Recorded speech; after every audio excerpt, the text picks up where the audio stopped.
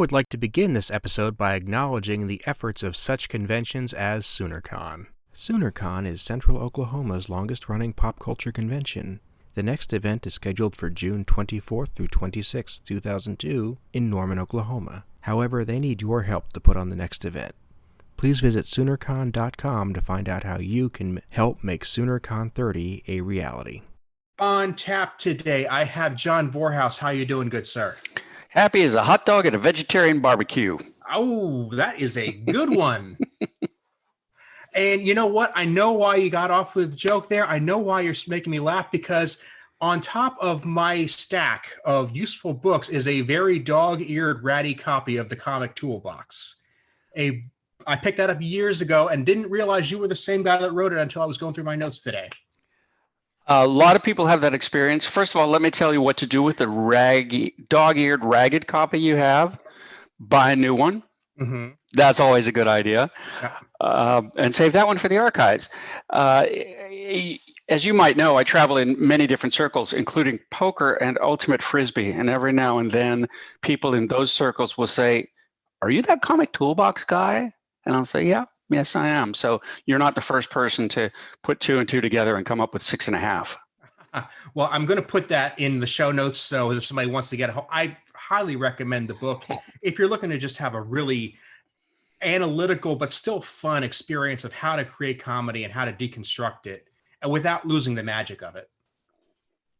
That's really the key, isn't it? To have the technology of creativity without losing the magic of it. If I may discourse for a moment. Please.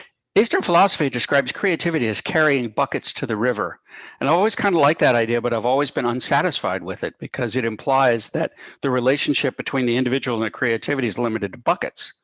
Like you're not going to get any more out of your creative experience than this inefficient, natural, we might call it a magical approach. But I'm all about, throwing up a dam or an aqueduct, doing some irrigation, making more use of that flow of creativity as it flows by. Because I don't want to have to rely on the magic of creativity where you just get hit in the head by a brilliant idea and you take it and you run with it. Certainly that experience exists. It's inspirational in the sense of breath being drawn in, inspired. We bring in ideas from outside our experience. But day in and day out, if we're going to be professionals, we need better systems than that. Otherwise, we'll spend all day waiting for inspiration to strike and be very frustrated when it doesn't. My idea is to have work days that are productive and not frustrating. So that's my approach. And if you're constantly waiting for inspiration, you're at the mercy of when it hits, which could be at 3 a.m. It could be when you're in the shower, and you can't plan a business around that. You can't plan a career around that. True. Although I would note that inspiration in the shower is neurochemically or biologically mandated or inspired. Do you know about this? I don't. When we're in the presence of bouncing water, where we find in showers or fountains or crashing waves or running streams, that the well, I don't know. I don't have the science of it, but that bouncing water throws off negatively charged ions or negative ions. And we, in the course of our day, especially if we're around a lot of technology, we'll build up a lot of positive ion charge in our bodies. And so when we find ourselves exposed to negative ions, like in a shower, we feel good and our creativity is unleashed, kind of because we're just in the presence of bouncing water, and also kind of because we're in the shower and we're just letting our thoughts go where they will. But people always talk about, being inspired by ideas that they have in the shower. I have ideas in the shower all the time. I expect them at this point. I kind of go looking for them. I've always felt like it was just a matter of, because I'm a technology guy. I mean, I do live for this stuff, and that there's good and bad things that go along with that. But I feel like, when I live my life with my iPhone in one hand and my computer in front of me and my Switch behind me, that's stuff that's very recent to humans. But things like in my shower where I'm surrounded by stone with water falling, stone and water are things we've had for millions of years. And it's the reset in our brain going back to the basics, I think helps. Oh, that's a good way of looking at it. I hadn't thought about that. We are aided by all the tools that surround us, but each and every one of those tools has not stood the test of evolutionary time, shall we say? I do this thought experiment with students sometimes. I say to them, if you wanted to preserve information for 10,000 years, what do you think your best bet would be? Do you want to weigh in on this? Well, what we've seen so far would be carving it into a stone wall in a cave. Carve it in stone, right? Yes. And people will go through a lot of, well, you have a thumb drive with a backup, and an independent power supply, maybe some solar power to support it so you can retrieve the information. Yeah, no, carve it in stone. If you really want it to last, that's the way to do it. I've heard, and I'm forgetting exactly the material they're using, but it's a variation on a CD, but it's made out of like nitrogen encased in glass. It's the same concept, but on a lot bigger scale, and which is just a long way of carving something in stone. It's just a very high-tech way of doing it. Mm-hmm. The concept is still the same. And the outcome is in doubt. I spent a lot of time thinking about this because, my books appear in print form and in digital form. And the question that I have as someone who spends a little time thinking about his legacy, which of those forms is likelier to deliver my words into the future? Now you could say, well, books, because books last as long as they're not, burned up or soaked or thrown away. That information is stored, it doesn't require power. On the other hand, digital, you can repeat or you can copy the digital information countless times, and then spread those copies far and wide in hopes that some of those, if you will, seeds will sprout. It may be a fool's paradigm to think about legacy too much anyhow, since we're all just a drop in the cosmic bucket. But talking about the Comic Toolbox, I wrote a book 25 years ago that has stood the test of time of 25 years. And one thing we can conclude from this is it's probably good for another 25 years at least, which puts it outside the window of when I'm likely to be alive, which is an interesting thing to think about. I can go to my grave knowing that I have created something that will outlast me. A lot of people have that goal. A lot of people kind of achieve that goal without really realizing that they've done it. But to one degree or another, a lot of us, engage with that question of, well, what happens to my ideas, my thoughts, my values, my impact after I'm gone? And I've created this carrier wave for myself that will transmit Vorhausian ideas into the future after I'm gone. And I find that kind of exciting. I think it's completely self-indulgent, and ultimately probably irrelevant to my experience because I'll be dead and won't know. But still, you ask yourself, what's the point of playing this game we call life? You can play to have fun, you can play to win, you can play to have fun while winning. I play for impact. I consider myself to be a steward of my DNA, and my only job is to be a good steward of my DNA. It was endowed to me by forces beyond my control. It will be endowed to others by forces beyond my control. But while it's in my stewardship, I'm going to try and be a good steward to it. That's an amazing concept there. And it transcends any type of belief system, or it's a very practical way of looking at what we're going to get out of life. And all my life, I have been searching for a rational grounding for faith, a practical way to think about philosophical, theological, psychological issues without having to rely at any point on the idea, well, I'm doing it because God said, or I'm doing it for reasons that I don't know. And this idea that I have of envisioning myself as a link in a DNA chain is my way of rationalizing the relationship between higher powers and natural evolution. Whether you want to say that I live in this body, wear this shirt, have this cool old backdrop here because of gifts bestowed upon me by God or by my DNA, that's a distinction without a difference as far as I'm concerned. Wherever the gifts came from, I have them, they're here in my hands. The question is now, what do I want to do with them? And by the way, not even for the sake of helping people around me, but for the sake of the benefit that I receive on a gut level when I help people around me. I call this benefit psychic income, and it's not to be overlooked when we're engaged in creative practice, because we know that day in and day out, our practice doesn't pay us the money that it should. Everybody. I've worked with writers all over the world. I've never met one who said, my problem is I'm overpaid. that never happens. Stand-up comics, same way. You just don't hear them going to the stage complaining, saying, ladies and gentlemen, I really am stealing my paycheck here today. Doesn't happen. So the money is not there, but the creative urge is still there. So the question for every creative practitioner is, granted that I have the urge, granted that I'm going to scratch the itch, what other benefits can I derive from the experience if I know I can't count on money? And so some of the benefits that I think about are experience, first and foremost. Every act of creation contributes to my stack of acts of creation, makes me a better craftsperson, which is important and ongoing. So I can always count on the work giving me experiential benefits, learning benefits, craft, growth of my practice benefits. But I can also think about, well, what is this going to do for or to other people? I was just writing about this the other day in my new book, The Little Book of Stand-Up. I've written a very small, super dense look at stand-up comedy in a way that a lot of people don't look at it, not from the here, set up, punchline point of view, but kind of this inner game idea.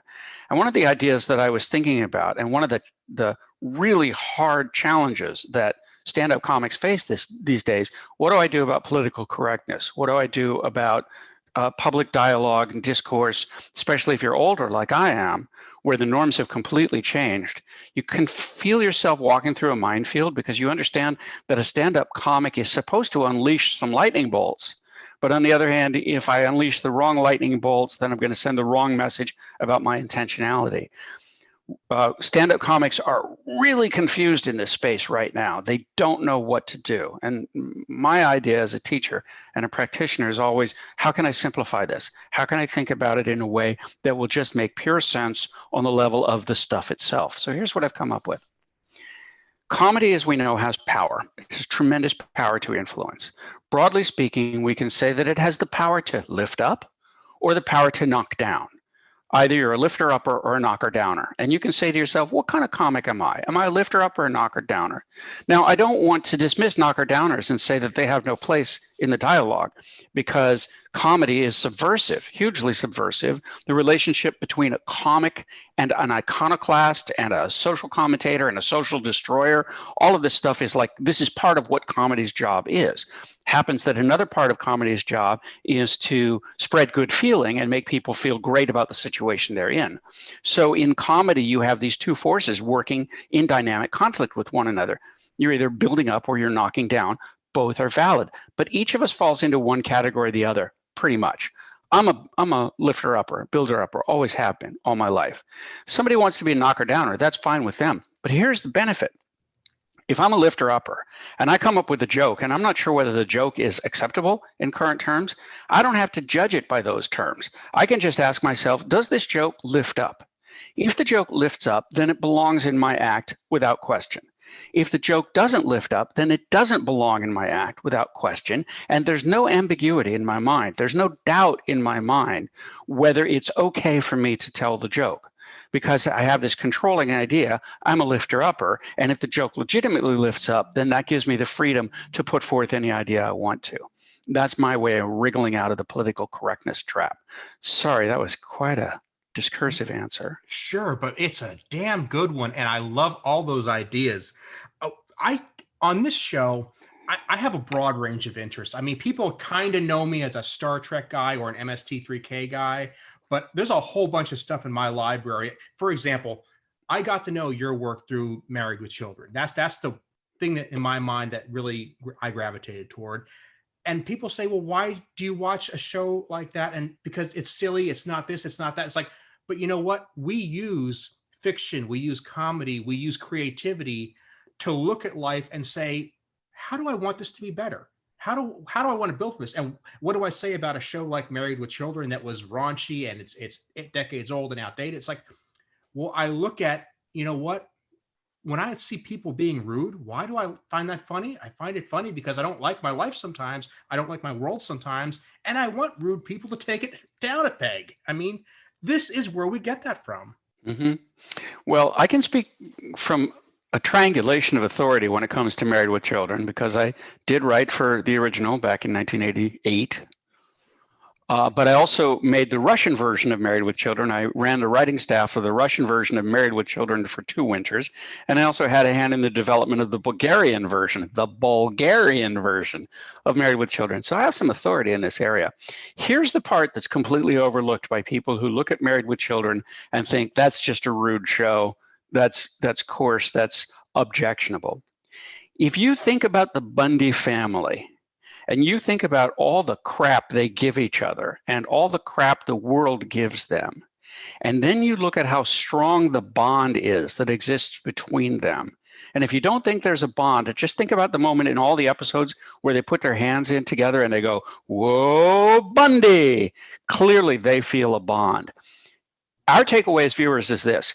If those horrible people, with their dysfunction and their impaired ability to get along, if they can make it as a family with all the problems they face, I can make it as a family with my much more modest set of problems.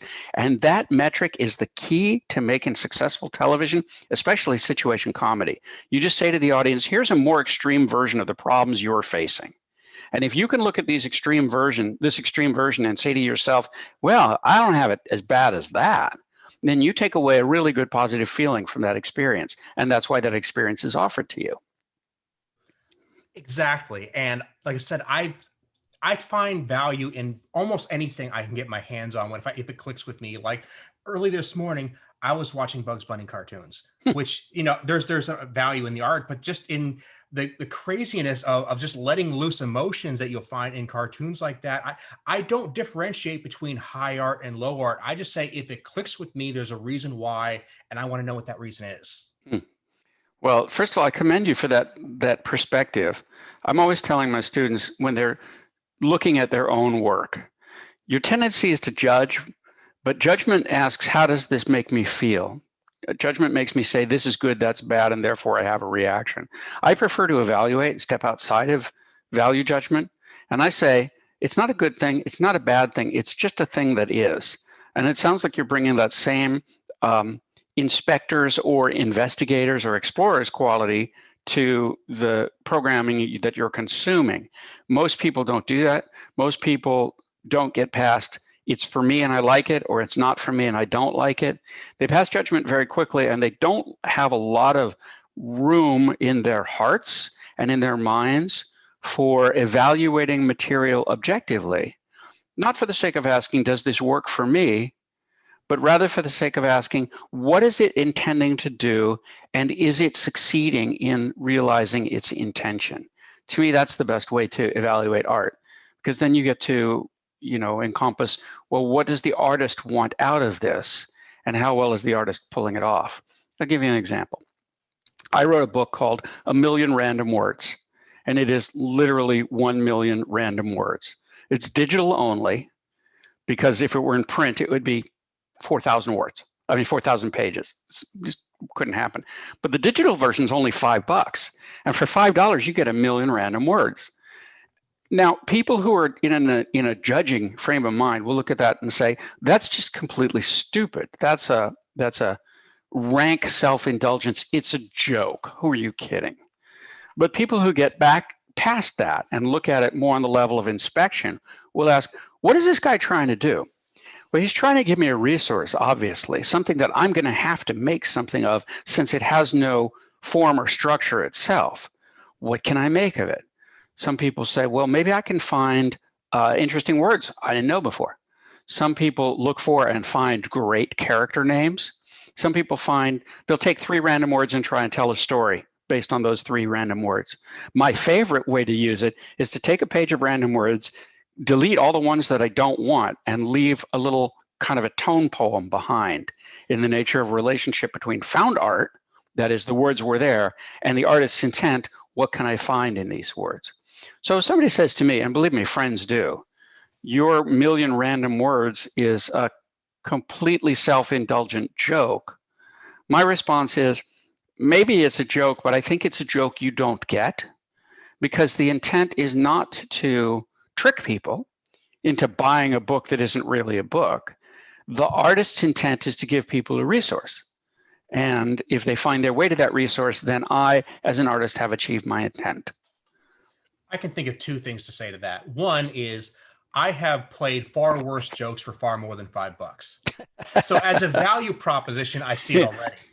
And second, if you're telling me I can look at this page with random words on it, pluck out a few and make a story, How is that any different than me sending my child out to the woods behind our house, gathering up a couple of rocks and twigs and seeing her build something in the backyard? You're just taking what's there and using your own mind to play with it. Yeah, I don't think there is anything different, except that both give you an opportunity to do sophisticated operations. Now, I sound like I'm going down a rabbit hole, but bear with me. You send a kid out into the woods and you say, collect some sticks and stones. And the child will enter into that activity in a kind of a random fashion, but pretty soon we'll start laying instructions or rules on the process. I'm only going to take sticks that I can carry in one hand, or I'm only going to collect round stones, or screw the sticks, I'm only going after the stones. Or now that I have these stones, I'm going to build a fort or throw them at trees or whatever I'm going to do with it. The minute you say, do this random creative thing, our brains immediately start imposing order and structure and make the random thing non-random. And once you start making those choices consciously, you start to see that the answers you get, the places you arrive at creatively, are utterly dependent on the way you set the proposition in the first place. To go back to a million random words, I have in my files some distillations of random words. Sometimes I'll say to myself, I want to fill this page with noun, adjective, or adjective, noun. Or I want to try to create complete sentences as far as possible using this random material. Or I'm only looking for character names right now. Or I want to string together a bunch of one-syllable and two-syllable words in a certain order so it has a kind of a poetic feel to it. Each time I'm making this choice, I'm putting an instruction on the creative process. I'm saying, do it this way, look for three-syllable words that sound great back to back. And then you get, I don't know, dinkety-pinkety. I don't know what those words even mean, but you get a solution that you wouldn't get any other way. You wouldn't arrive at it randomly. You only arrive at it when you impose order on it. Now, here's where this is useful to writers. Let's say you're a screenwriter. You want to write a screenplay. And I say to you, okay, go ahead and write a screenplay. Well, that's an impossible challenge for you because you don't know what the screenplay is about. You don't know the story. You don't know the genre. You don't know the intent. You don't know the characters. You don't know anything. And you can't start knowing these things until you start making some choices. But if I say to you, give me a screenplay that's an idea for a romantic comedy involving two teenagers living in the far north of Russia, I've given you such a specific place to look for an answer that it won't be hard at all to find an answer right there. The solution set is sufficiently constrained. You know what kind of problem you're trying to solve. That's why I always tell my students, if you have a creative problem that you can't solve, don't try to solve it. Break it down into successively smaller and smaller problems until you come across a problem that you actually can solve. And this is related to that in the sense that if I'm trying to write a screenplay, I can't make any progress until I tell myself what kind of screenplay, what genre, what story, what intent, and so on and so forth. The beauty of being a creative practitioner, a creator, an artist, is that we get to make choices. All day, every day, we get to decide, am I going to use blue paint or red paint? Is this a comedy? Is this a drama? Is it a poem? Is it prose? And every time we make a choice, we are acting as artists. This is another thing that drives me crazy, has driven me crazy for a year, but it really drives me crazy when I look at other people challenging themselves with this. We drive ourselves nuts with the question, am I an artist? Am I legit? Can I call myself a writer or a stand-up comedian or an artist or any other thing that I aspire to? Because I don't know if I'm legitimate in the eyes of the world. And Aaron, as we talked about earlier, I'm always interested in getting out of the eyes of the world and getting into my own eyes. Mm-hmm. Well, here's my take on that. If you are engaged in something that requires you to make choices in any artistic realm at all, the minute you start making choices, you are an artist and you never have to doubt that you are. Because art, creativity is choice, full stop.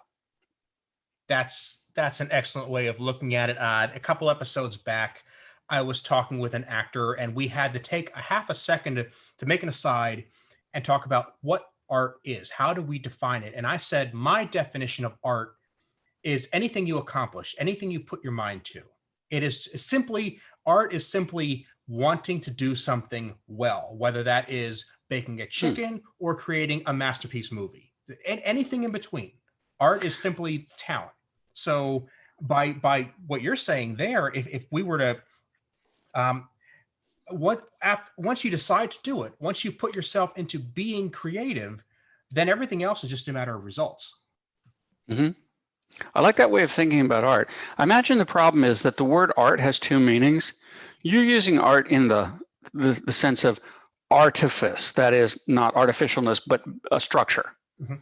And you're saying whenever I build a structure out of words or pictures or music or jokes or whatever, then I am engaging in art in the sense of building something, creating something.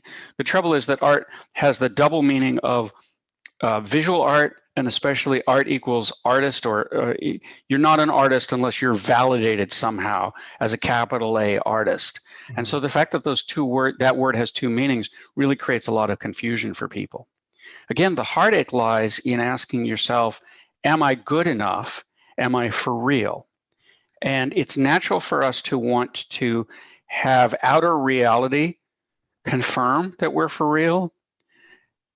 But if we count on outer reality to confirm that we're real, we're kind of setting ourselves up for disappointment, because outer reality is never going to give us as much validation as we like it to. I'll give you an example from my upcoming experience. I'm new in art, in visual art. I haven't been doing it too long. I am capable of some modest successes, as you see here. This is my original art. I have lately been invited to hang my works in a local coffee shop for the first time. This will be my first hang it on a wall and see if people respond to it. And I'm quite certain at this point that I'm going to get like no response, because my work is, it's not pop culture, it's me culture, and my perspective is pretty damn bent.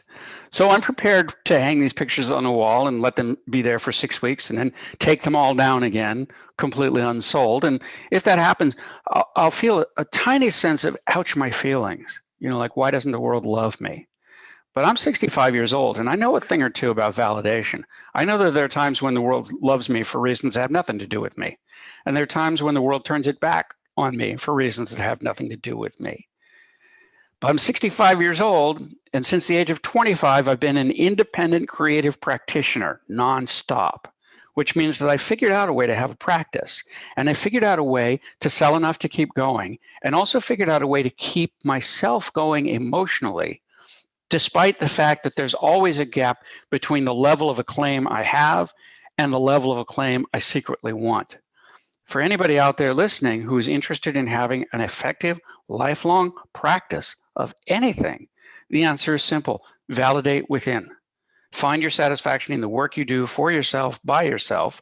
Hope that it sells or finds an audience, but don't get hooked on the need to have it sell or find an audience in order for you to feel good about yourself. Because if you get hooked on that externalized validation, then if you don't get it, you'll have such strong negative incentive that you'll stop working, and then you'll be out of your practice, which is the one place you don't want to be. And I've talked to a lot of writers about this, writers especially, because I've traveled all over the world teaching and training writers, and a lot of them, I mean, I've taught writers in Nicaragua who didn't have two Cordobas, that's the currency of Nicaragua, two Cordobas to rub together. And I've dealt with writers in Russia, very downtrodden and not paid nearly what they're worth. And in both cases, and in many other cases, I have to say to them, guys, you know, this job is never going to pay you what it's worth. The system is rigged against you in that sense. Part of the reason it's rigged against you is you want to write so badly that you'll write for free. And because you'll write for free, and people who are interested in money know this, then they're going to squeeze you. They're going to leverage your own desire to express yourself to depress the price they pay you. And that's completely nefarious. And if you find yourself in that situation, dear listener, here's a strategy you can use. Because the reason they pay us so little is that we're so afraid to ask for what we're worth. It's like this. If you say to me, I really like this, how much is it? Will you sell it to me? The first thing I do is negotiate against myself. I say to myself, if I set the price high, I'm afraid that person is going to laugh at me. They're going to say, you think that's worth $2,500 or $25 or 25 cents? You must be out of your mind. you're simultaneously egotistical and completely unrealistic. You're a fraud. This is what we're afraid of. We're afraid that if we set the price too high, people will laugh and call us a fraud. In fact, they won't do that. We're just afraid that they will. So here's the system I've devised. Whenever I want to put a price on something, I ask myself, as a scared little rabbit of an artist, what's the highest number I could think of asking for this? A number so high would probably make me want to throw up in my mouth a little bit. Then I'm going to double it and ask for that. And that about puts me in the right range. That's slick. We do tend to undervalue ourselves just out of habit. I mean, we negotiate every day. We negotiate for groceries. We negotiate for a good parking spot. We're so used to second guessing what we can actually get if we just let go of our own mindset. Mm-hmm. But while we're talking about being out in the world and training writers, I would not forgive myself if I didn't ask about creating the foreign versions of Married with Children. Well, do you want Bulgaria or Russia or both, and in which order? Whatever order they happened in, and yes, both, please. All right, I'm going to start with Bulgaria because there's a quick and useful learning takeaway for people in the audience. Believe it or not, I'm going to talk about a creative tool, and that tool is called the tool of abstraction. Now, bear with me. It's 2010, and I'm in Bulgaria, and we're doing development work on Married with Children. Now, the way this works is they take the original American scripts, and they translate them into Bulgarian if necessary, and unless they're English readers at the table. Then they read the script and they rewrite a story outline. They reverse engineer a story outline that fits in with the characters that they've developed for their domestic version, in this case, Bulgaria. And sometimes they come up against real challenges because Married with Children, made in America in the 1980s, that's a long distance in space and time from Bulgaria in 2010. On a certain day, we were looking at an episode of Married with Children that involved Alan Pegg, the protagonists, visiting a drive-in restaurant that was on the verge of being torn down. And it was a drive-in restaurant that they remember from their youth. It's where they hung out and it's where their romance blossomed. And one of the people I was collaborating with said, well, we have nothing like a drive-in restaurant here in Bulgaria. We can't adapt this. The thing doesn't exist here. And I said, well, the thing doesn't exist, but the abstract quality that it represents does exist. So let's think about it. We have this concrete thing that's called a drive-in restaurant. And we have the emotional quality of that thing, which is nostalgia. Alan Pegg are nostalgic for something from their youth. So now we have this abstract quality as nostalgia, and we can bring it over here to Bulgaria, and we can say to ourselves, what represents this abstract quality of nostalgia in our society? And one of the guys in the room said, I know exactly what it is. In the year 1989, 1990, when communism first fell in Bulgaria, for the first time, they had commercial restaurants, capitalist Western-style restaurants that you could go to and order a meal.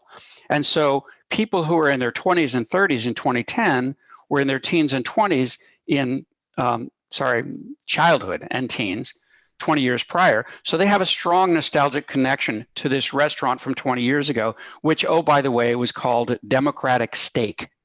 That was the name of the restaurant. So the tool of abstraction, take a thing that doesn't belong here, but ask yourself, what abstract quality does it have?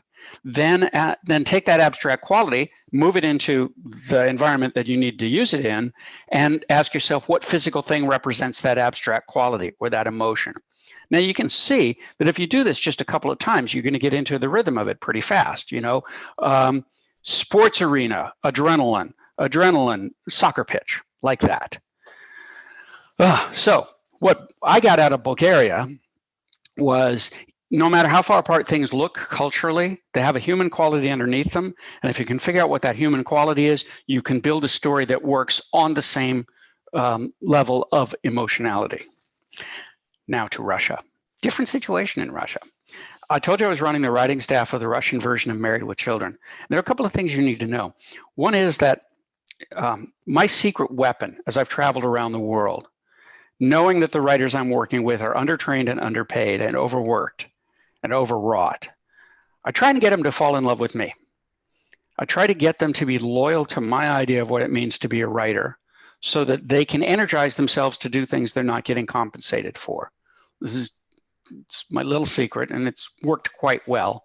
I pride myself on being a little bit inspirational and getting people on my side. Hey, come on, kids, let's go do this.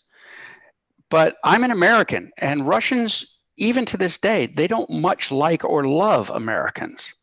So working in an environment where I didn't have an immediate emotional bond built in between myself and the writers, that was a real challenge to me. And I want to say that in certain circumstances, I didn't completely overcome the challenge, because just as I was foreign to them, they were extremely foreign to me. As a colleague of mine said, I asked him once, do you think there's a possibility of democracy in Russia? And he said, you have to understand that in 800 years, we haven't had 5 minutes of democracy in Russia. And that makes a difference. That controls the mindset of the individuals doing the work and the culture that they're speaking to and the way they go about their business and the whole thing. So I really felt like a fish out of water, and not just out of water, but in a kind of an environment that was toxic to me because it was so far from what I was used to. But I remember saying to myself at a certain point, I'm going to be the best consultant there is on this project, which means I'm going to let go of all of my own preconceptions and just try to integrate with the culture as I find it. And this is another, I guess, advantage I built up after so many years of doing this kind of thing, that I can lose myself in the place I'm in a way that will allow me to operate more effectively. But let's consider this. And again, this kind of circles around to a principle we can all log onto or sign onto. Often my writers would pitch me a joke, and I would say, I don't get that joke. And then I would hear these words, but it's funny in Russian. And every time I heard, but it's funny in Russian, I was confronted with a challenge, because I figured one of three things was probably true. One, it's funny in Russian, and I just don't have enough cultural information to solve the puzzle of the joke. That's legit. Two, it's funny in Russian, but I'm hearing an English translation of the Russian words, and something is literally lost in translation. Also a possibility. Third possibility, it's not funny. The writer knows it's not funny, is too lazy or scared to change it, and is therefore hiding behind the defense, but it's funny in Russian. And now if we think about everybody, you, me, everybody in the audience who is a comic creator, someone who writes jokes, we all know this feeling like, well, I just told you a joke and you didn't get it. And my choices are either admit the joke didn't work or call you stupid. And if I'm out of control of my ego, I'm going to call you stupid. Now, saying to me, but it's funny in Russian, that's not quite as radical as saying you're stupid if you don't get this joke. But it is, or it can be, a defense mechanism. So if I'm a good collaborator, in this case, I'm the head writer, but I might just be working with a writing partner. If I'm to be a good collaborator, I need to know my partner well enough on an emotional and psychological level so that I can tell the joke's funny, I just don't have the cultural information, or the joke's funny, I just don't have the right words, or the joke's not funny and the writer is being defensive, in which case I can address the latter and help that writer find a joke that works to everybody's satisfaction. In Russia, this was a prickly subject because I was the American hired by Sony to run the writing staff of a Russian television show, and there's a certain amount of, who the hell are you to tell us what's funny? And the way that I tried to combat that was by accepting the proposition, okay, I can see that I might not get this joke, that it's funny in Russian, so explain it to me. What does your audience know that I don't know that will make it clear to me that the joke will work for them even though it doesn't work for me? And then I get the explanation, and sometimes it completely solves the problem. You know, say, okay, I get that. I can see how that can be funny. Sometimes I understand that there's a problem in the joke technology, like the funny word isn't at the end of the sentence where it belongs. Mm. And I can fix it on the level of the structure of the joke. And then sometimes it's revealed that the writer can't defend it, sees it's not funny, was just hoping that it was funny and finally says "da ladna," which is Russian for yes, willingly, but really it's kind of the opposite of that. "Da ladna," I'll change the joke. Really important learning experience for me. I spent 2 winters in Moscow, and I can tell you this, you know the expression winter wonderland? Mm-hmm. It's just like that, but without the wonderland part. So that's Married with Children in Russia and Bulgaria. Well, I can't tell you how much I appreciate what you just did there, because I remember when Married with Children was still on, I remember seeing stories about how it was being exported to other countries and all these other versions out there. And I could find very little information about that little side story until just now. So having anything out there to fill in that gap in my knowledge, I really think is pretty awesome. All right, well, let me fill in 2 more for you. Okay. The Russian version of Married with Children is called, forgive me, my Russian colleagues, because I'm going to butcher this name, Shlesti Vimesti, which means happy together. So if you were to go to YouTube and search Russian version of Married with Children, happy together, you're likely to find your way to some clips that you wouldn't otherwise find. Okay. So there are some resources there, and I'll bet some of them are subtitled or, you know, automatically generated subtitles. Let's circle back to that because I've got some stories to tell about machine translation that are pretty funny. Okay. But the other thing that I would point out is if people are interested, the way this works is a company like Sony, that they own Married with Children, they export the show to other countries with large non-English speaking audiences. Russian, India is a market, China is a market. Big mono linguistic markets are their target. And they basically set up subsidiary companies in these countries and sell products themselves. They sell episodes of Married with Children, license them to the foreign market. This gives the foreign market the right to take the original American scripts, convert them into story outlines, then convert the story outlines into new scripts in the native language that that work for the characters that they have developed in designing the show. The benefit to the producers, obviously, is they sell a lot more product, but there's also tremendous benefit to the markets themselves, because writing sitcom ain't easy, and it's especially not easy if you don't know what the heck you're doing. And in many of the places that I've worked in the world, I've been the first person trying to make the first sitcom with people who don't know what they're doing. So this idea of taking an existing format and translating it into local language is a great interim step for people who haven't yet mastered the task of creating a sitcom from scratch that works for the local market. Also, they have the benefit of knowing that the scripts are tried and true. They've been around for a while. They're known to work. And so there's a lot of arguments for this, why this works. With Married with Children, it's as simple as this. Everybody in the world loves Al Bundy. Everybody in the world, everywhere I've gone, they've said, that Al Bundy, he's just like us, which is interesting when you think about it, because we look at him as a loser and we say, that guy's a loser, but he's not like us. I think that's an American quality. In many other countries in the world, they say that guy's a loser, and we are too. And they don't mean it in a bad sense, in a negative sense. It's just life circumstance. Gosh, I've spent some time in Poland. Poland has been a horrific place for most of its history. People invading, occupying, killing, ravaging. Right now, they're enjoying peace and prosperity for the first time in hundreds of years. And the psychic attitude of the country is just changing day by day. My only fear is that at the end of the day, Poland still exists on a flat plane between Russia and Germany. I feel it's only a matter of time before one or another of those frisky predatory powers decides it's time to take Poland again. So, but we all have a national psyche, and it informs our creative choices, and it informs what our audience is interested in. I was talking with a guy in Canada the other day, and the way he expressed the relationship between Canada and the United States from a Canadian's point of view is like, we're the stepchild. Nobody pays any attention to us. We can't export our culture to America. They dump their culture on us. Producers in Canada say it's cheaper to buy an American show than to make a Canadian show, and that's absolutely true.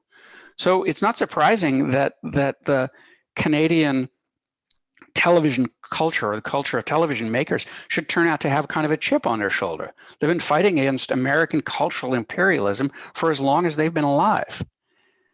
It's interesting to think about. One of the great benefits of technology is that the cultural imperialism is breaking down, because now you can make a pretty damn good TV show with a cell phone. And there's no real distribution barrier anymore, because if somebody makes their cell phone show, that show can be in China or Bulgaria just as fast as it could be down the street. Exactly so.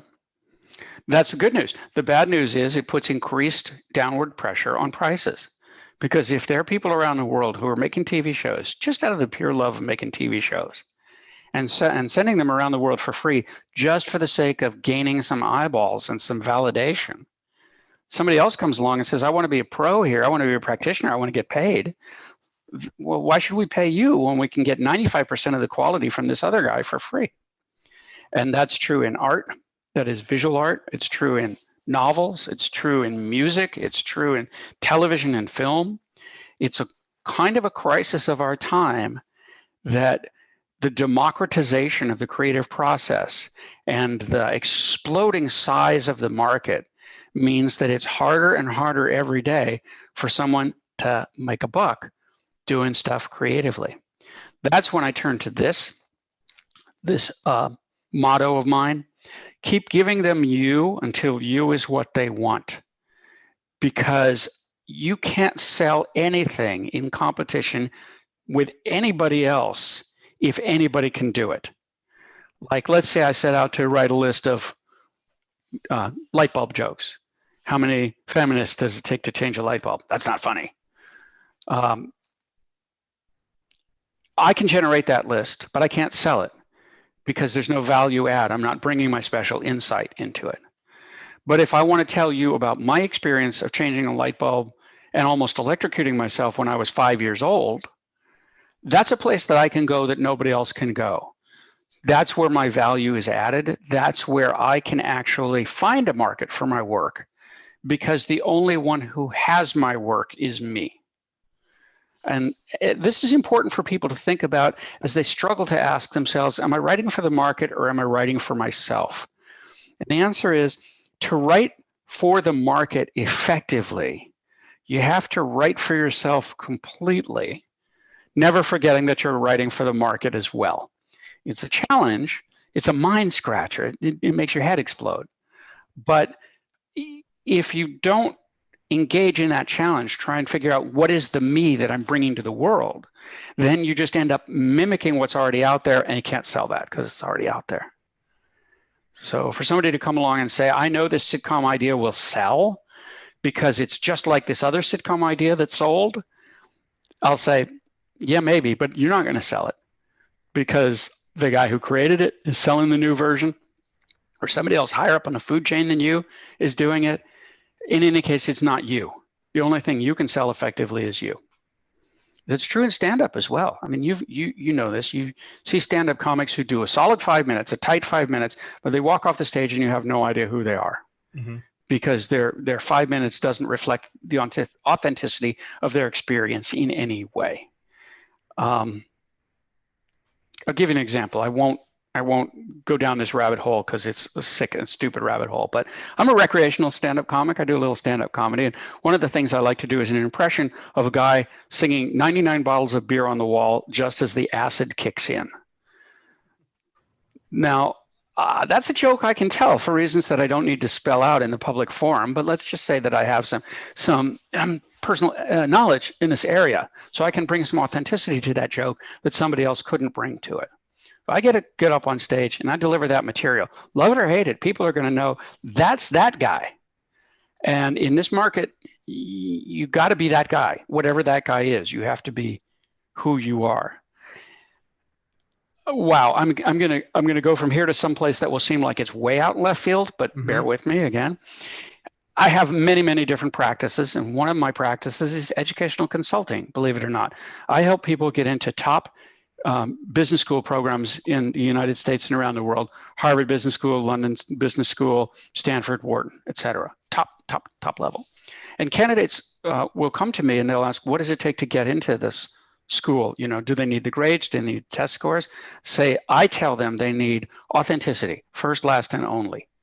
The business school wants to know the person you really are so that they can say, oh, he's that gonna be an entrepreneur in fish farming guy. They have a way of understanding you and your aspirations that will then let them figure out whether they'll get value out of you in the program, whether you'll get value out of the program.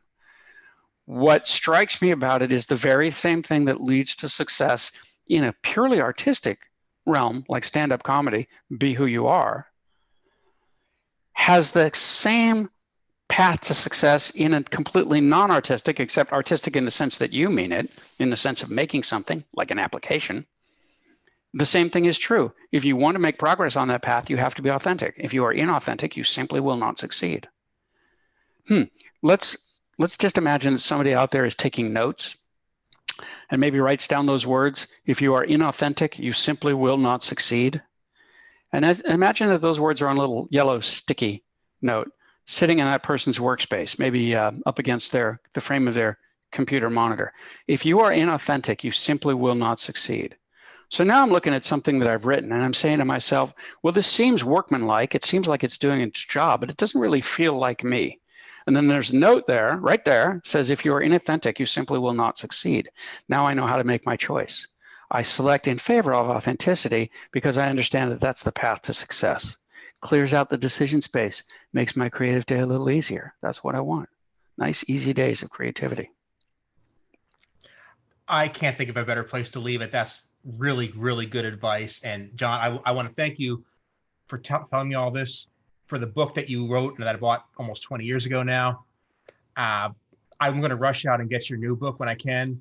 And I'd like to have you back when I finish it, because you're talking about a lot of awesome stuff. And I would love to pick your brain on so many of these topics. I look forward to coming back when the little book of stand-up is out. It's a few months down the line, but you'll hear about it. I'll come back to you. In the meantime, if I may, can I just speak past you to your listeners for a moment, your viewers? Please. Guys, my name is John Vorhaus. You see it right there on the screen, JOHNVORHAUS. If you have my name, you have the key to everything there is to find about me in the world of the internet. If you go to Amazon and search my name, you'll get to my Amazon author page, and that's got a ton of books, ebooks, audiobooks, including the crushing author-narrated audio version of A Little Book of Sitcom and the crushing author-narrated audio version of my novel, Lucy in the Sky, which haven't been available for 10 years, but are available now, so yay. With my name thus armed, you can go to redbubble.com and find your way to my Redbubble store, which is full of really cool art like this. See, this says think positive, test negative. You can get all of my art on mugs and t-shirts and banners and that kind of stuff. But and my website, johnvorhaus.com. But this is the one that I want to get to. Folks, I have made my career out of building personal relationships with the people I help. So if you're out there somewhere and you're thinking to yourself, this John Vorhaus sounds like he's the kind of guy who could help me if I send him a question or bend his ear about a topic or something, I want you to know, and this is from my heart, that I am here to help you. So if you feel like you want to reach out to me directly, it won't take too much detective work to figure out that my email address might be my name at Gmail. And if that's too burdensome for you, you can go to my website and find a contact link there. But I invite your questions, your comments, your issues, your problems. I make you this promise. I've made it all my life. If there is some way that I can help you answer a question or resolve a problem, I will help you in any way possible to the extent of my ability, so long as it doesn't take more than 5 minutes and I don't have to leave my desk. Because the years have taught me that I can accomplish quite a lot in 5 minutes sitting at my desk, and I look forward to helping you in that way. John, that is a very generous offer in all sincerity, and everything you mentioned and everything I can think of is going to be on the show notes at aaronbossig.com. So if somebody wants a shorthand link to any of that, and if you find something else you want to send me, please feel free. Awesome. Thanks so much, John, and we'll talk to you soon.